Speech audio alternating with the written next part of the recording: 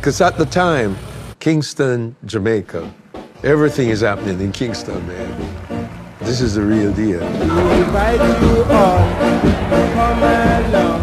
We are having a glorious time. We are going to a city where moonlight never shines. When Jay himself comes in the city, it's discovering itself in canvas art, in literature, and especially in music, because the studios are in Kingston. By the way, Huge. They got so many venues, Success Club, Foresters Hall, Silver Slipper Club, dancers. And you have to deal with Studio One. I think Studio One is the foundation of reggae music, certainly. I mean, it was such a pivotal studio that recorded all of the greats. You know, it was really sort of like the Motown of Jamaica, if you like.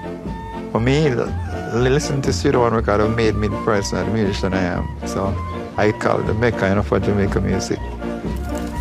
Coxsone Dodd could make or break your career. When you go to be auditioned by Coxsone, I mean, he's turning away singers that would, you know, have your jaw drop on the ground. The striving for quality and the striving for excellence was I mean, it's not even remotely in the ballpark of what is happening today. It was a pressure cooker, is the way to describe it.